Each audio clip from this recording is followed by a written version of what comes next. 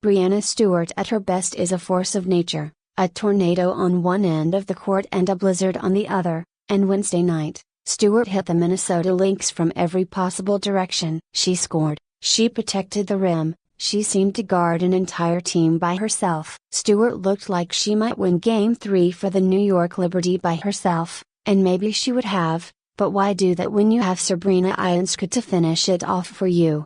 All Ionescu did in the final minute was hit a three-pointer to give the Liberty a 4-point lead, and then drop a tie-breaking, finals-changing, cold-blooded all-time highlight of a three-point dagger on the Lynx with 2.1 seconds left.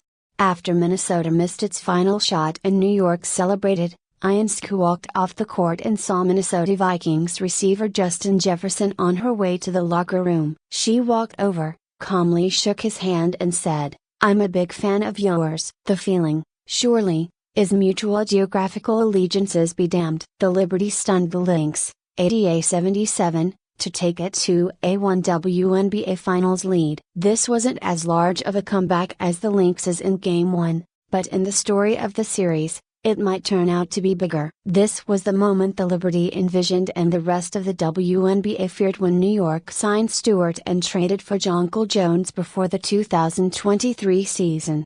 In the most fundamental ways, the alliance has obviously been successful. The Liberty made the finals last year and are one win away from the franchise's first championship. Stewart was named first team All-WNBA again Monday and Ionescu and Jones made the second team. But even when success comes quickly, it does not necessarily come smoothly. The league is too competitive. The on-court fit is not perfect. Outsized expectations are constantly knocking on their heads, asking to come in and stay a while. Jones, like Stewart, is a former WNBA MVP, and at times she seems like a luxury the Liberty aren't sure how to use. In her last year in Connecticut, Jones shot 10 two-pointers per game. This year she shot 6. Ionescu, meanwhile, arrived in the league with generational talent expectations, and then at 25 years old, she was suddenly the third most decorated player on her own team.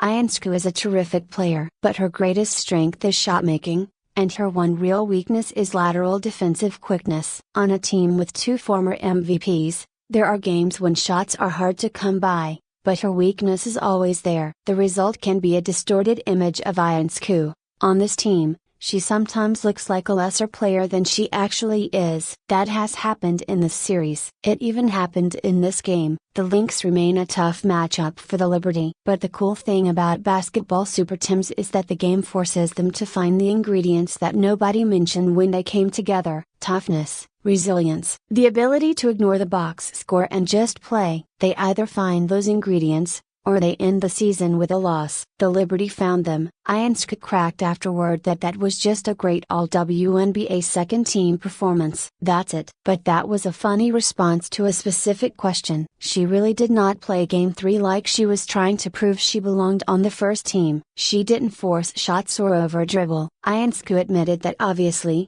"I didn't play my best tonight." In the first 39 minutes, she scored 7 points and somehow committed 2 fouls with her right hip. But Ionescu also didn't seem to worry about whether she was playing her best. Ionescu did not shoot the final shot like she needed it to salvage her night. She shot it like she, and not Stewart, had already scored 30. That is a champion's mentality. So is this. That shot's nice, but that doesn't go against what Stewart was able to do for us tonight, and how she was able to will us back into the game.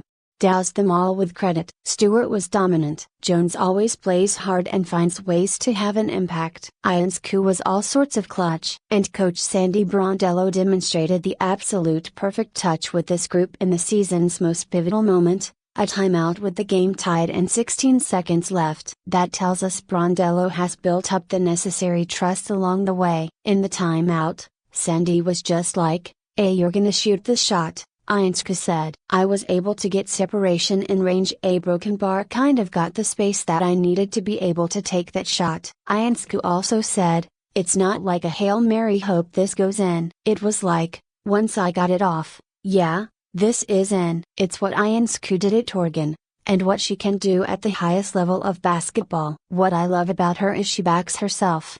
Brondello said. Not everybody can take these big shots and make them. She can. She did. Stewart did most of the damage, but Ionescu finally knocked the house down. This was the vision 2 years ago. Stewie Sabrina Ionescu, lifting each other to the top of the league. They're not there yet, but they can sure see it from here.